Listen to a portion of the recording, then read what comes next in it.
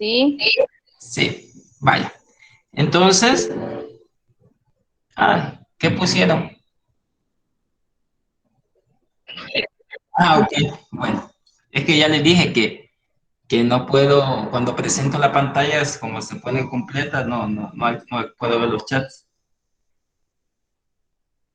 Entonces, como les mencionaba, vamos a hablar sobre el estudio bacteriológico del líquido cefalorraquídeo y en el sentido, pues, como es un diagnóstico bacteriológico para el estudio de bacterias, ¿verdad? El análisis completo del líquido cefalorraquídeo es muchísimo más complejo de lo que realmente vamos a ver este día.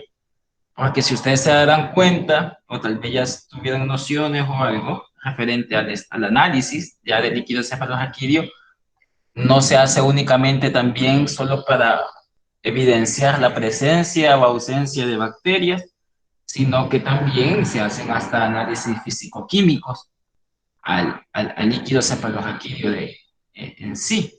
¿Verdad?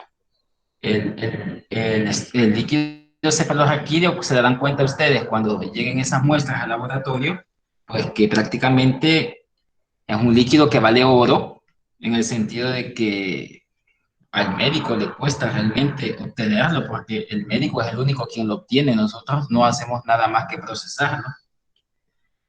Y pues se tienen que cumplir las medidas de asepsia y casi medidas de quirófano, por así decirlo, en el sentido de que acceder a la cavidad, el espacio, mejor dicho, donde está circulando el líquido cefalorraquídeo en la médula espinal, entonces es bien difícil y se obtienen cantidades pequeñas.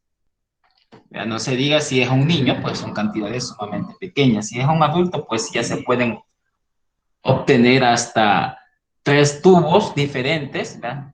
Que hasta los rotulamos como tubo 1, tubo 2, tubo 3, ya con 2 ml puede ser de líquido cefalorraquídeo, para que pase esos diferentes tubos por las diferentes áreas.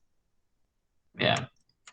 Que pase para bacteriología, para el análisis bacteriológico, que pase para química clínica, para las determinaciones químicas, ¿ya? Proteína, glucosa, bicarbonato, eh, lactato, deshidrogenasa láctica, etcétera. ¿Ya? Varios metabolitos que se pueden determinar. E incluso también para hematología, porque le hacen hasta conteo de células, que es bien importante eso también para la hora de que haya un proceso infeccioso, ¿ya? O inmune. Incluso enfermedades neoplásicas también llegan a pasar células malignas cuando hay unas neoplasias, ciertas neoplasias, no todas, incluso llegan a atravesar la barrera hematoencefálica. Porque si ustedes se recordarán, la barrera hematoencefálica es casi una barrera que es semipermeable, ¿ya? Puede dejar pasar algunas sustancias, pero no deja pasar otras. Entonces, eso para que nos recordemos de manera general de las funciones que tiene la barrera hematoencefálica o de las meninges también, ¿verdad? Que nos recordamos cómo ellas envuelven el sistema nervioso central y que para prácticamente el análisis bacteriológico lo que nos sirve es para poder descartar o, o, o comprobar si un proceso infeccioso del sistema nervioso central, como una meningoencefalitis o una meningitis, es causada por alguna bacteria. ¿Ya? Entonces, lo que les mencionaba, vea que es un estudio que incluso ya dijimos que puede ser citológico, químico, bacteriológico en este caso, e incluso también se pueden hacer ensayos inmunológicos, como por ejemplo para cuando se hace el BDRL a partir del líquido cefalorraquídeo para los neonatos, ¿verdad? Que se le quiere descartar en un dado caso que pueda haber una sífilis congénita. Entonces, se hacen estudios inmunológicos con el PDRL a partir del líquido cefalorraquídeo o presencia de antígenos también, que hay pruebas rápidas también inmunológicas que pueden ayudarnos a saber si un paciente puede tener una meningitis por Streptococcus pneumoniae ¿vea? O una meningitis por Cryptococcus neoformans, que es un hongo, ¿vea? Entonces, que son pruebas rápidas, que a veces están a la orden en los hospitales y a veces no, ¿vea? Pero, como les decía, es que son varios tipos de análisis que se pueden realizar al líquido cefalorraquídeo, ¿vea? Y no solamente el bacteriológico. Pero en nuestro caso es para establecer pues, qué tipo de bacteria puede estar causando una meningitis en el sistema nervioso central, una infección en el sistema nervioso central, como son la meningitis o la meningoencefalitis. También llevémonos en mente de que obviamente las meningitis o las meningoencefalitis no son únicamente causadas por bacterias. Pueden haber hongos, como ya les mencioné, Cryptococcus neoformans, da meningitis, más que todo en pacientes inmunosuprimidos. Casi se dice que es una enfermedad marcadora de HIV. También enfermedades virales, hay meningitis virales. Hay meningitis virales, más que todo en Norteamérica. Y pueden haber hasta meningitis causadas por parásitos. ¿Se recuerdan ustedes una meningoencefalitis causada por parásitos que estudiamos el año pasado?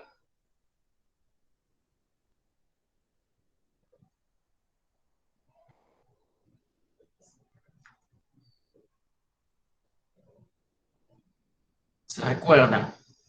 A ver si se recuerdan, que fue hasta un control de lectura.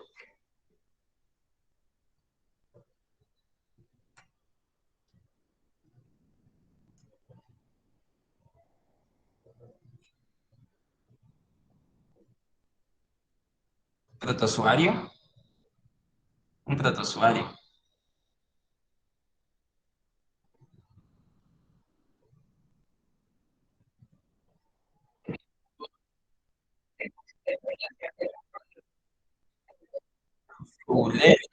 Exacto.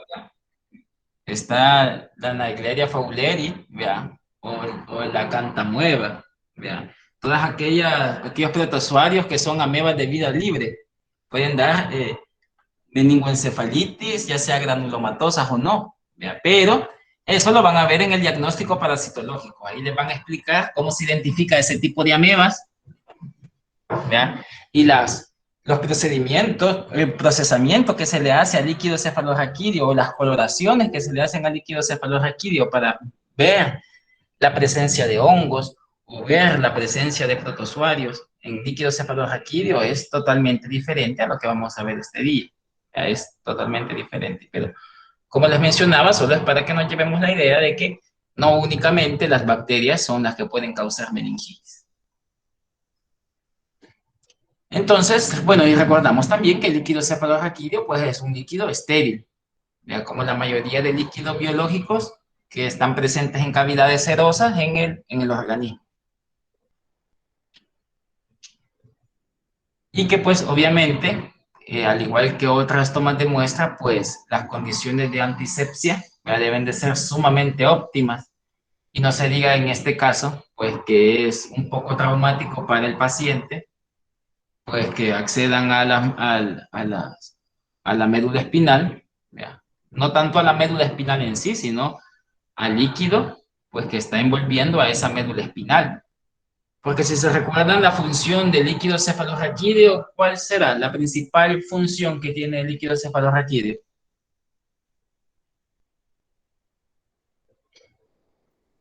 Proteger el cerebro de golpes.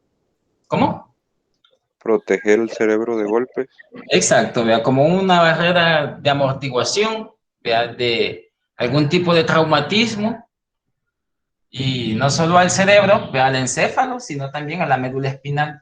Porque si ustedes se recuerdan, el sistema nervioso central está constituido por el encéfalo, el tronco encefálico y por último la médula espinal, que es lo más largo, que es lo que pasa a través de las vértebras.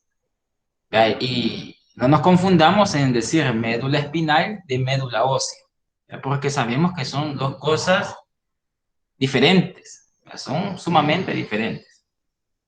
Entonces, para el procesamiento del líquido cefalorraquídeo con finalidad bacteriológica, pues el examen directo juega un papel bien importante. Entonces, tenemos que tener como elementos para poderlo hacer, pues las láminas portaobjetos, que ya las conocen, los reactivos o colorantes para la coloración de Gram, También podemos tener colorantes para Sil-Nielsen, que es la coloración de ácido resistencia, que no la hemos tocado hasta ahora cómo se hace, pero en una clase la vamos a ver en sí cómo es y en un laboratorio. Pipeta automática, que sería lo ideal, pero en su defecto, si no tuviéramos pipeta automática, pues una pipeta Pasteur nos puede servir. Ya como medios primarios para la inoculación de líquido cefalorraquídeo tenemos que tener el caldo de tioglicolato, que ya lo conocemos, el agar 5% sangre de carnero, que también ya lo conocemos, el agar McConkey y el agar chocolate.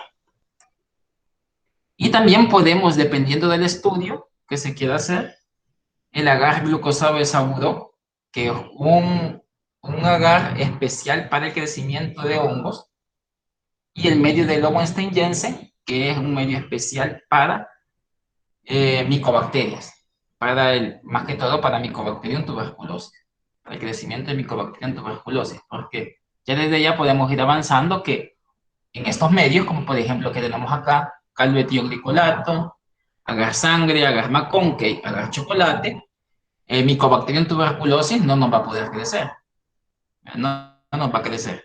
Si ustedes se dan cuenta, aquí en la diapositiva tenemos marcado como con asterisquitos esto, el colorante de Sil-Nielsen, el agar glucosado de Saburó y el medio de Lowenstein-Jensen.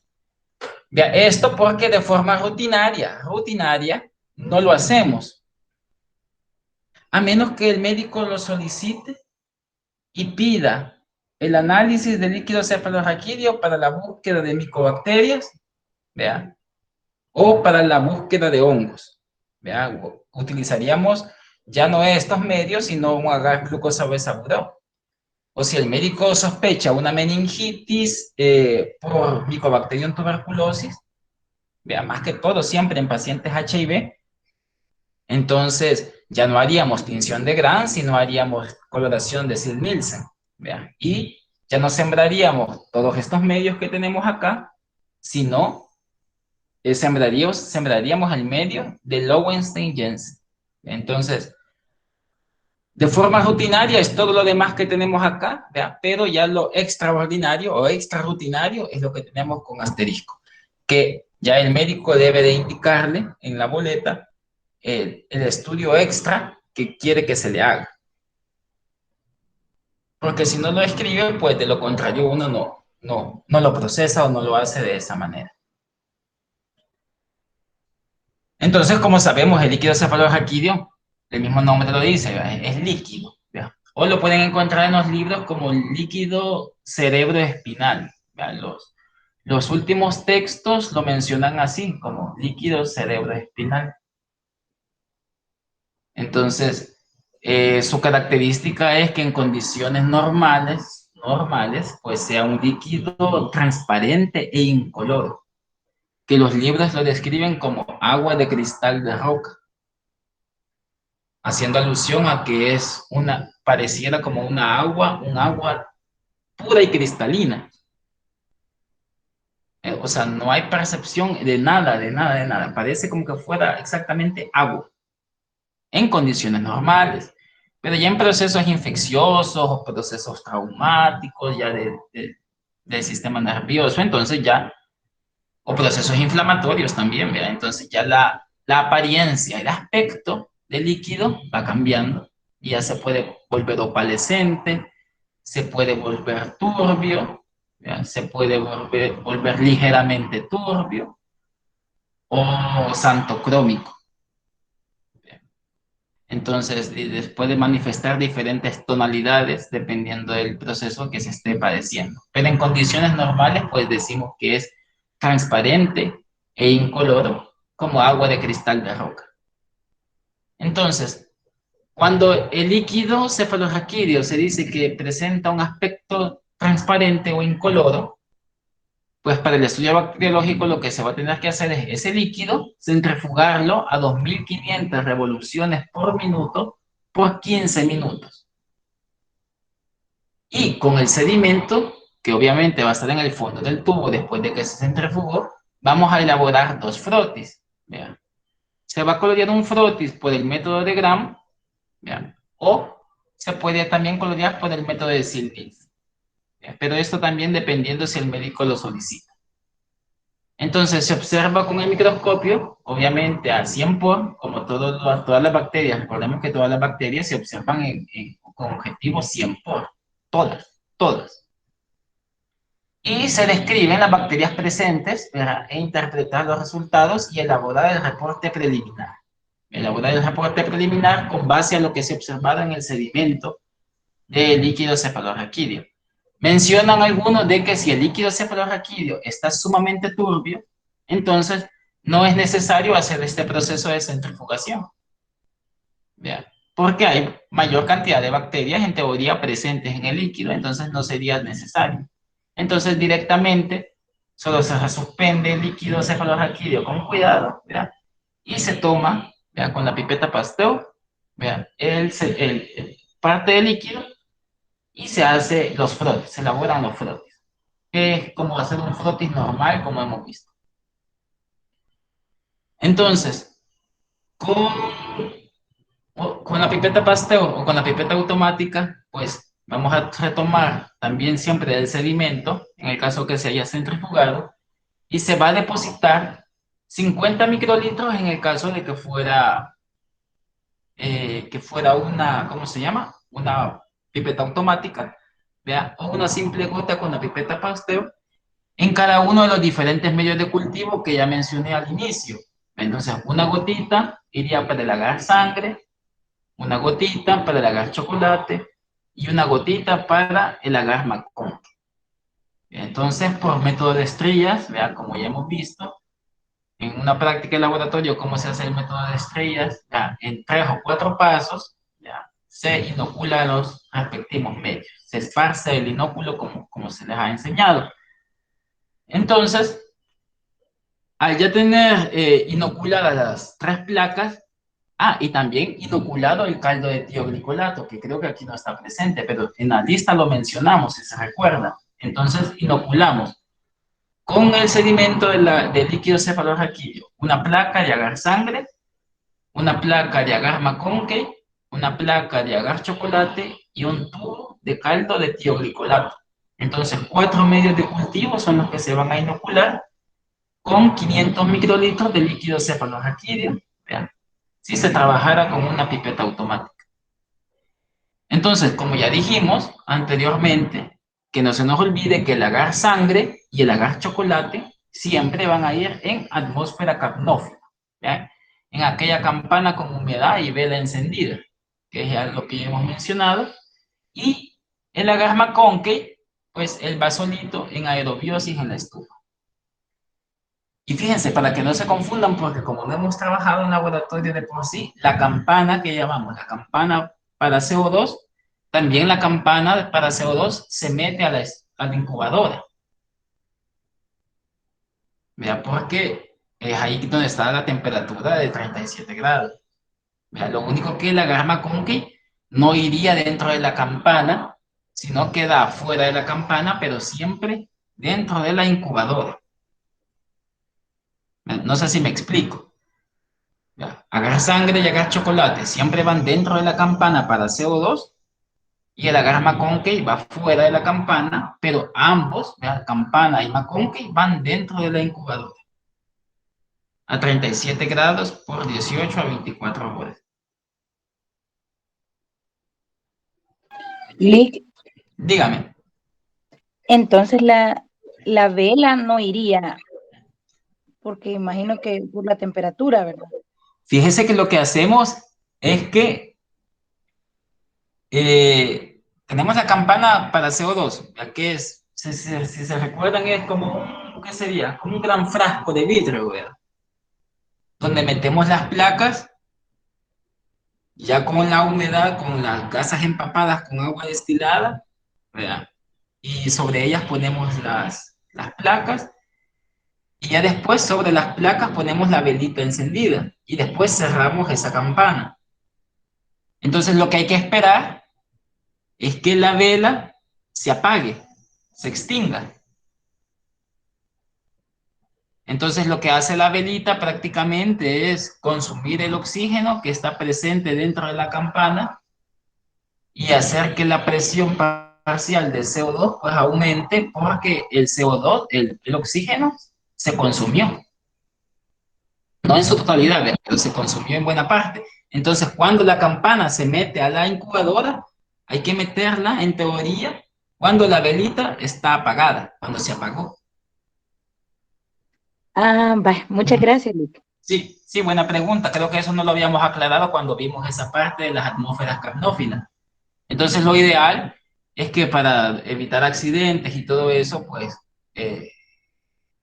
nos ponemos a hacer otras cosas ahí en el laboratorio. ¿Ya? Eso sucedía cuando teníamos las prácticas. Ayer le decíamos a un compañerito que encendiera la velita y todo eso, y ahí la teníamos la campana a la par, y hasta que ya mirábamos que la vela se había apagado por completo, pues después ya procedíamos a meterla a la incubadora. Pero sí, la vela debe de estar apagada.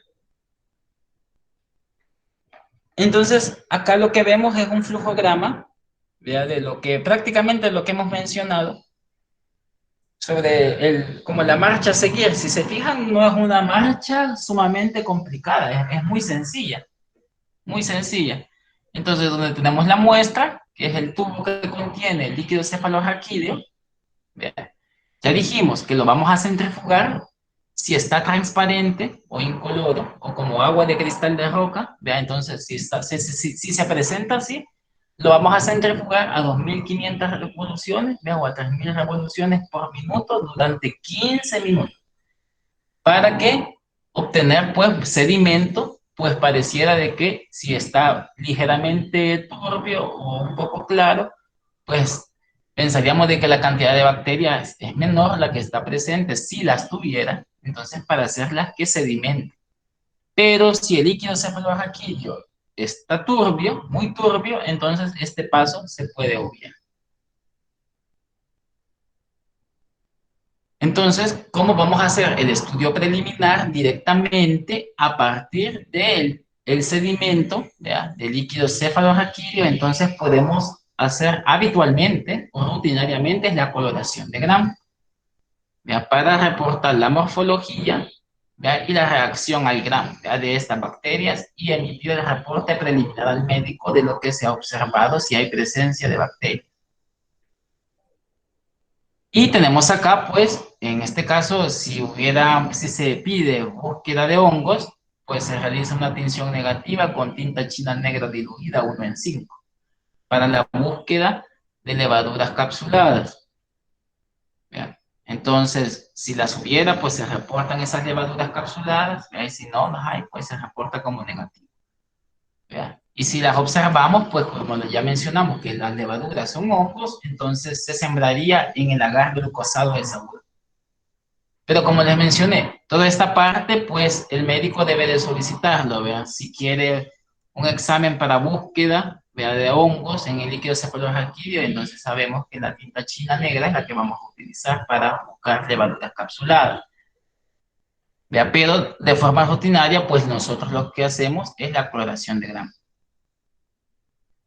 Entonces también a partir de ese sedimento, pues vamos a inocular los medios que ya mencionamos: agar chocolate, agar sangre, agar McConkey y caldo de tioglicolato. Vea, 50 microlitros a cada uno de estos medios de cultivo. Vea. Y esperar pues sus respectivos crecimientos, vean, agar sangre y agar chocolate. Ya a partir de los crecimientos que se vayan obtenido en cualquiera de los 3 medios de cultivo, pues hay que también realizarle coloración de Gram. Y lo mismo, ¿verdad? El tipo de bacteria que yo observe a partir de los medios de cultivo debe de ser igual a la misma bacteria que yo observé en la muestra. Si yo observé cocos gram positivos, por ejemplo, directamente en el líquido cefalorraquídeo, pues yo tengo que haber aislado cocos gram positivos ya en los medios de cultivo. Y aquí sí, aquí no hay como que donde perderse. También aquí a cualquier crecimiento de bacterias en el líquido cefalorraquídeo yo le voy a dar validez. ¿Por qué creen? Porque es estéril. Porque es estéril, exacto. No me tiene que haber crecido nada si el paciente no tiene nada. Vea, obviamente, a veces ya la práctica nos da, por ejemplo, como ya vimos, algunos contaminantes, como por ejemplo, si nos creciera un Bacillus subtilis, por ejemplo, entonces pensaría yo que en realidad un contaminante del ambiente, ¿verdad? Algo que pudo haber contaminado la placa, ¿verdad? O que yo observe crecimiento de bacterias fuera de las estrellas de donde se inoculó, entonces me haría pensar que es un contaminante del ambiente, del entorno. ¿Vea? Pero si yo observo pues colonias, ¿vea? Y de un solo tipo de colonias también, ¿vea? En las estrellas donde se inocularon en los medios, pues yo obviamente le tengo que dar validez a ese crecimiento por lo que ya mencionó el compañero, que es un líquido estéril. Entonces no deberían de haber bacterias en teoría. Entonces, esto pues esperaríamos ver en algunas observaciones a partir del líquido cefalorraquídeo cuando se hace la cloración de Gram directamente a partir del sedimento del líquido cefalorraquídeo. Pues aquí observamos cocos Gram positivos en racimo. Vean, entonces eso se reportaría como en el examen preliminar. Ya se observan cocos Gram positivos en racimo. Ahora, muy sugestivo aquí puede ser, tendría que pensar el médico, pues a un estafilococo. Vean. Pero eso, hasta que no tengamos el aislamiento del organismo y con las pruebas pertinentes, pues no podemos decir género y especie. Pero en el reporte preliminar únicamente se pone la morfología, la reacción al gran y la agrupación que tenga la bacteria. Este también, que ya lo habíamos visto, también en la clase pasada, ¿verdad?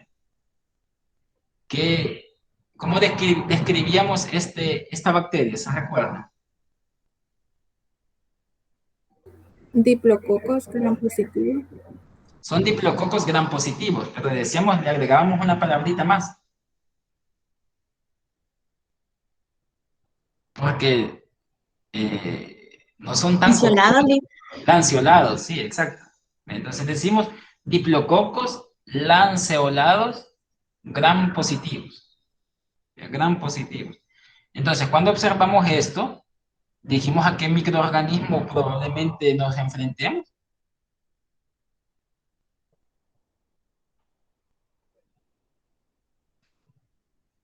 ¿Quién tiene como la característica típica de las bacterias que hemos visto que se presentan como diplococos lanceolados gram positivos? Enterococos, pero no recuerdo muy bien. No, enterococos no, es un primito hermano. Streptococcus pneumoniae. Streptococcus pneumoniae, exacto. Entonces, fíjense que es bien usual que en las meningitis causadas en adultos, aquí en el país, pues es bien habitual de que Streptococcus pneumoniae sea el agente etiológico de la cabeza. Dentro de las bacterias, ¿ya? Dentro de las bacterias. Entonces, para que no se nos olvide la carita que presenta Streptococcus pneumoniae, vean, en las muestras. Casi no me convence, porque sí está demasiado difusa, pero al menos rescatamos varias cosas. Porque, por ejemplo, si ustedes se fijan acá, ¿qué creen que sea esto que está acá? O este que está aquí, o este. Estas células grandotas, ¿qué creen que son? Neutrófilos, ¿vean? Pueden ser polimorfonucleares. No sabemos a ciencia cierta que si es neutrófilo porque no es población de Wright. ¿Ya? Pero sí decimos que son polimorfonucleares. Polimorfonucleares. Bueno, este pareciera un mononuclear, por el tipo de la forma riñonada del núcleo. ¿Ya? Pero los demás sí son abundantes polimorfonucleares. Pero las bacterias casi no se ven acá. La intención era que pudiéramos ver hemófilos. Hemófilos influenza. ¿Cómo se vería? Que habíamos dicho que es un bacilo gram negativo, pero delgado y finito. ¿Ya? Pero lastimosamente no ayuda mucho la fotografía. Pero para que nos recordemos, pues que hemófilos influenza es un bacilo gram negativo y que puede causar meningitis, más que todo también en niños pequeños. en niños pequeños no vacunados, más que todo, ¿ya? Porque en la actualidad, pues las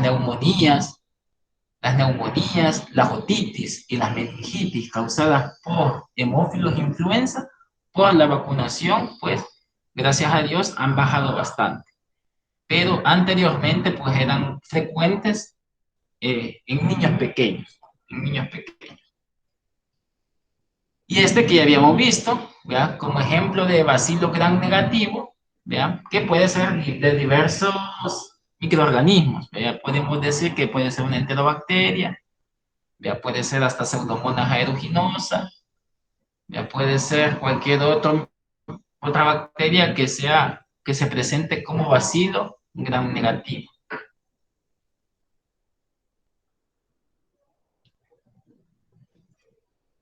Y este, por ejemplo, también, si ustedes se fijan, también tenemos en gran cantidad. ¿Qué se ve en gran cantidad?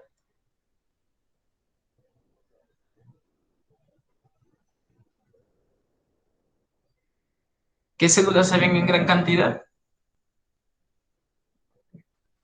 Polimorfonucleares, ¿ya? Y si prestamos atención, allí entre los polimorfonucleares, pues, este, por ejemplo, se ve solito, miren, si lo ven en su pantalla. Aquí hay otro. Bueno, aquí hay otro. ¿Ya? ¿Qué ven que son? Aquí hay otro también. Ah, aquí hay otro también. Si se fijan, ¿qué son? Tal vez ahí ampliando su pantalla. Diplococos también, vea, pero aquí ya son gram negativos. Vea, gram negativos. Entonces, ¿en qué microorganismo me haría más o menos pensar que sea un diplococo gram negativo que esté presente en el líquido cefalorraquídeo? Neisseria meningitidis. Neisseria meningitidis, exacto. Vea, Neisseria meningitidis. No puede ser Neisseria gonorrea. Neisseria gonorrea presenta la misma morfología y reacción al gram, pero obviamente no va a estar en el sistema nervioso central.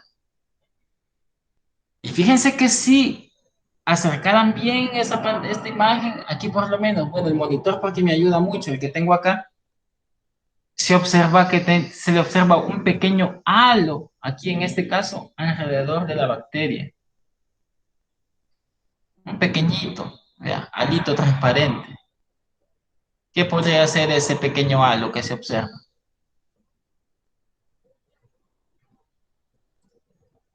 ¿Qué creen? Cápsula.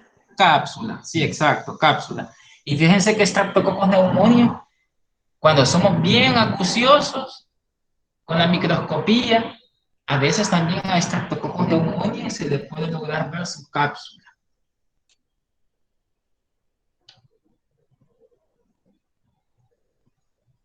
Este es un microorganismo gram positivo, es igual a este, pero ¿qué morfología le ven? Por ejemplo, a este que está acá.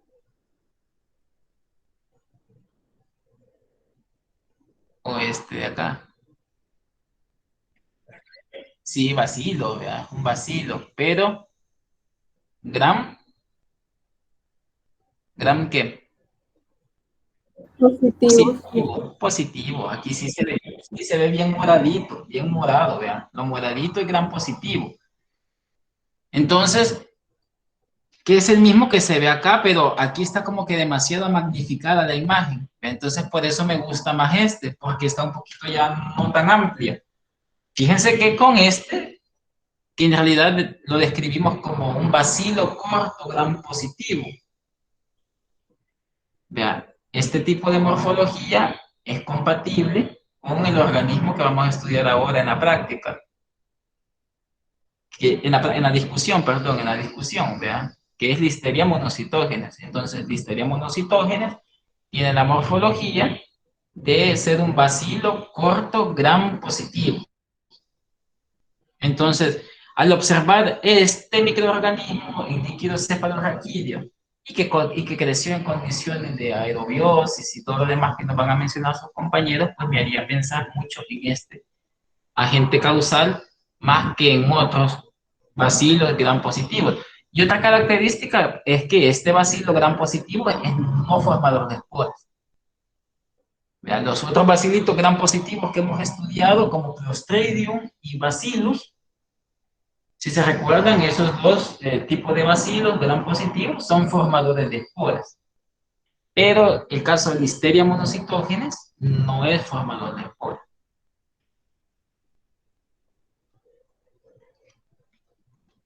Bueno, y este que ya les había dicho que es el mismo, pero magnificada la imagen.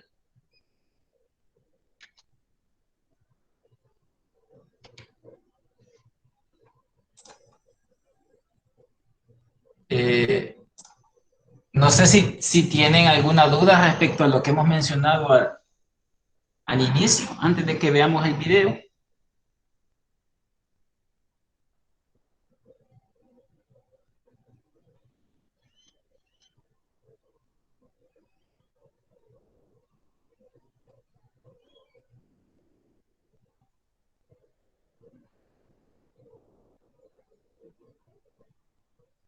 Bueno, entonces lo voy a reproducir y me avisan ustedes si en un dado caso no se llega a escuchar.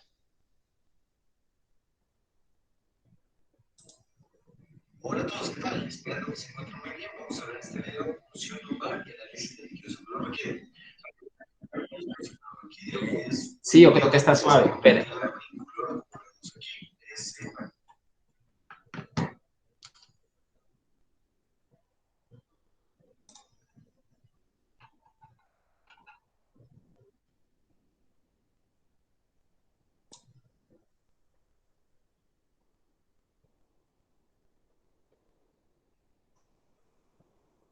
Hola a todos, ¿qué tal? Espero que se encuentren muy bien. Vamos a ver este video función lumbar y análisis de líquidos celular.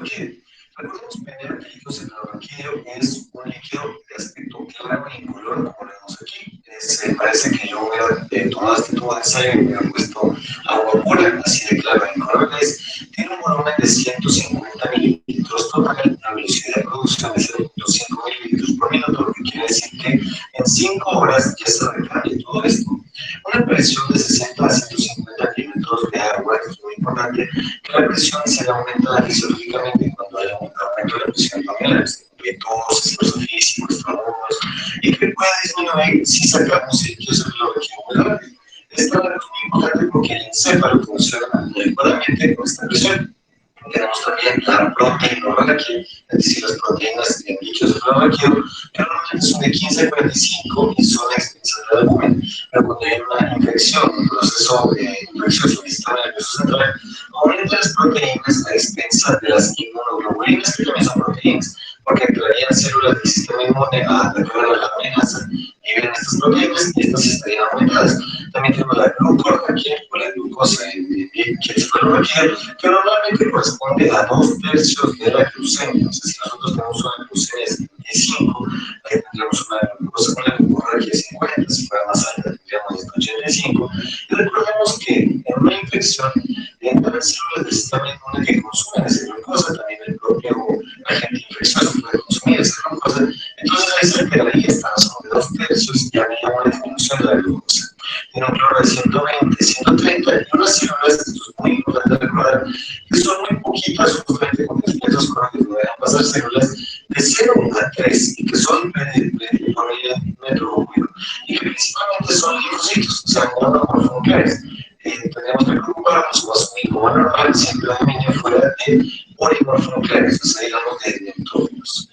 Ahora sí, para hablar de la función humana, recordemos que, bueno, acceder al espacio suprarrenal es algo anatómicamente muy complejo, muy difícil, y como no vamos a atravesar el cráneo y tampoco la médula alta, lo que se debe hacer es acceder hacia la región lumbar. ¿Por qué? Porque en este punto recordamos que la médula espinal solamente llega hasta el nivel de la vértebra L1, así que de ahí para abajo podemos pinchar y solo estaría la cama de quina con abundante líquido celular aquí para poder extraer justo ahí. La técnica consiste en atravesar una aguja que pase entre las apófisis espinosas de las vértebras lumbares, cosa que no tenga que atravesar ninguna estructura tan dura como la hueso, y acceda al espacio suprarrenal, usualmente se hace entre el L3 y el L4 o entre el L4 y el L5, o sea, ya depende cómo se decida cuál sería la mejor técnica, para poder ingresar la punta de la aguja aquí y obtener la muestra que necesitamos.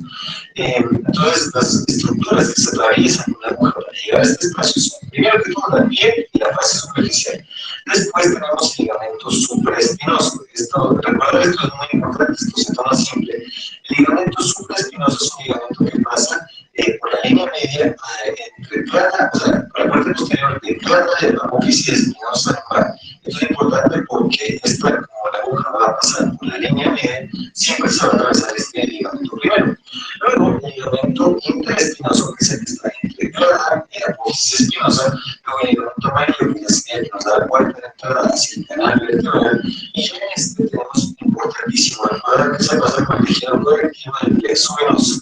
Entonces, muy importante, porque si la aguja llega solamente a estar aquí, podría solamente botar muestras de sangre porque pinchó el plexo venoso. Nosotros pensaríamos que se trata de una hemorragia subarachnoidea, pero en realidad no. En realidad lo que pasa es que nunca se quedó hasta ahí. Entonces, es muy importante que la aguja atraviese la dura madre, que está, como su nombre bien lo dice, es durísimo. Se atraviesa inmediatamente, se atraviesa la que está atrás, que es la adenoides, adelante.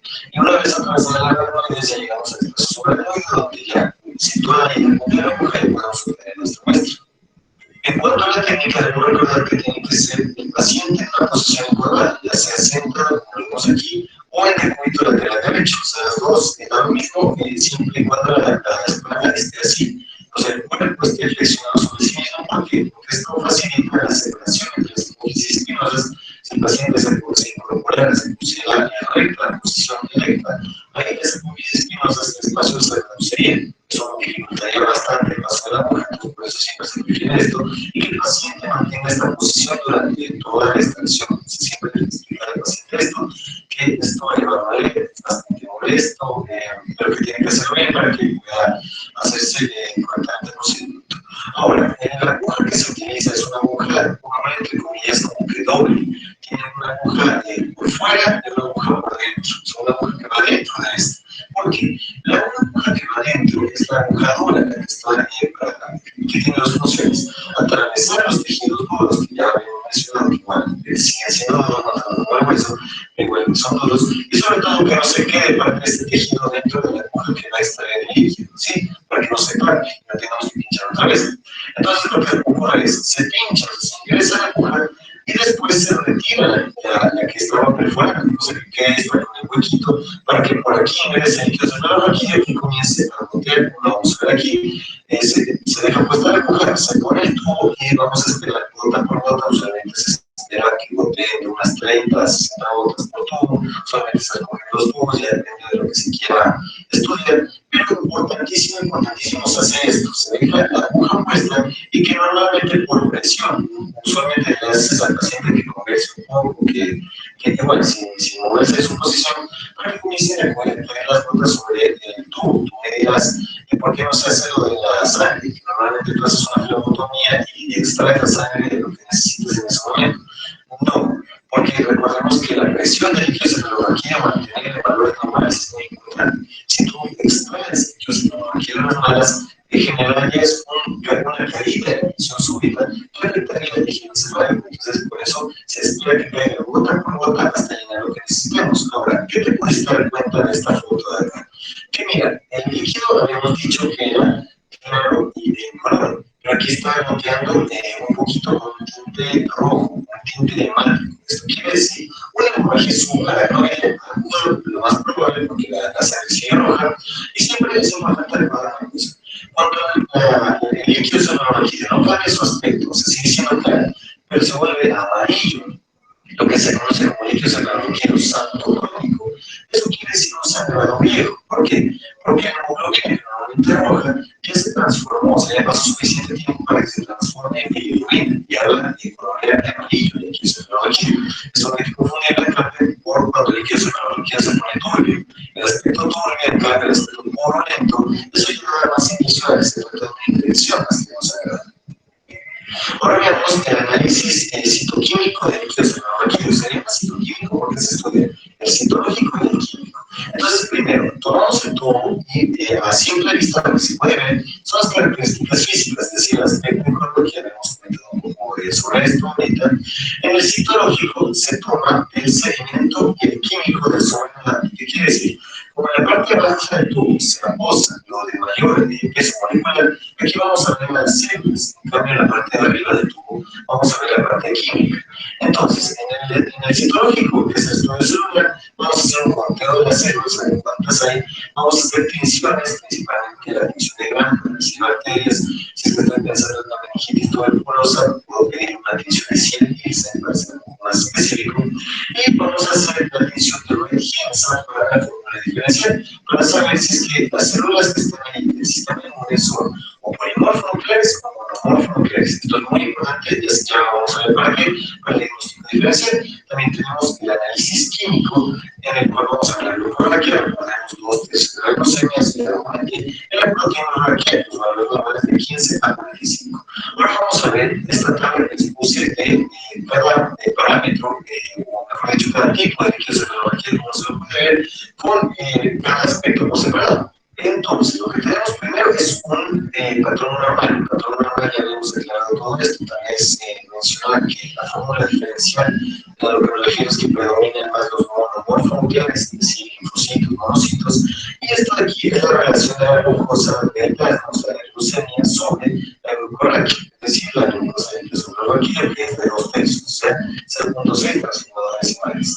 En un patrón bacteriano, una infección por bacterias, lo que vamos a encontrar es una presión aumentada, un aspecto purulento, si lo ves bastante característico del tubo, unos leucocitos altos, o sea, de 1000 a 10.000, esto es también bastante característico, una fórmula diferencial de predominio de polimorfonucleares, es decir, principalmente neutrófilos, de más del 60% de todas las células contadas. También tenemos proteínas elevadas, glucosa disminuida, que habíamos hablado por qué se disminuye la glucosa, y una relación menor a 0.3, es decir, la glucosa, pese a mantenerse normal en sangre, disminuye bastante en el líquido celular, aquí, bueno, lo mismo que habíamos dicho.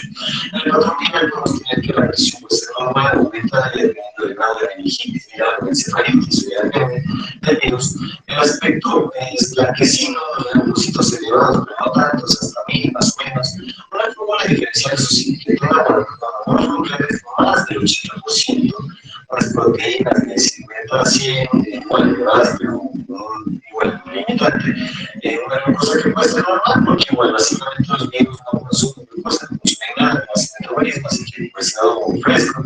Entonces se conserva la relación de plasma y y finalmente, para terminar, la tuberculosis, que igual es una infección bacteriana, pero que se manifiesta de una manera diferente, o sea, es diferente a las demás bacterias, pues la puse aquí, aparte, que tiene una presión aumentada con aspecto macroscópico reticular, es bastante característico, como en redes, en todo el líquido, unos leucocitos bajos, o sea, de 5 a 500, unos primordiales para decir cuál tiempo, es importante recordar esto, pero esto es bastante característico, las proteínas pueden ser o ligeramente elevadas o estúpidamente elevadas, o sea, puedes encontrar proteínas de hasta 10.000 proteínas ahí, esto es como que típico de la tuberculosis, también meningitis, tuberculosa, de hecho, una glucosa disminuida y también una relación disminuida, pero no tan altamente disminuida como las demás bacterias.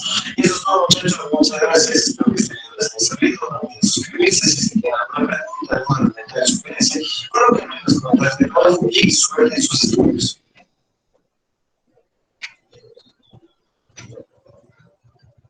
Se escuchó bien todo, creo, vea.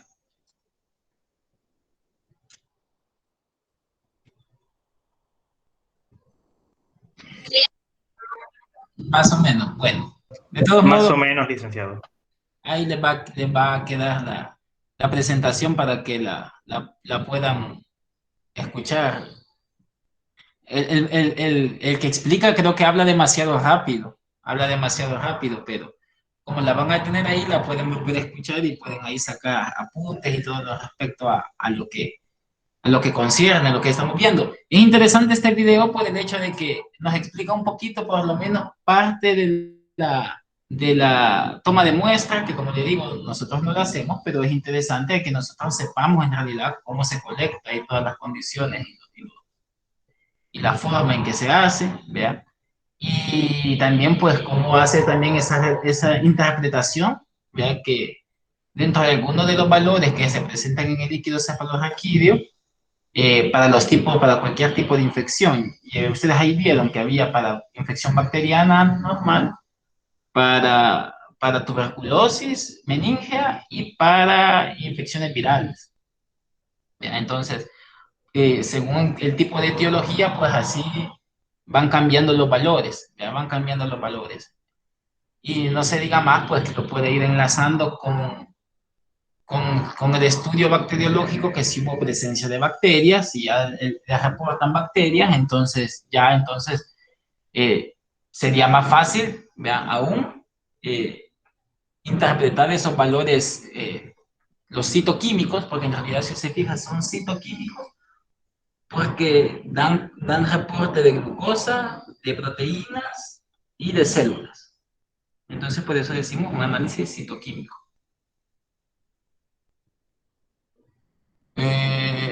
Tal vez, no sé si tienen alguna duda respecto a lo que alcanzaron a escuchar en el video.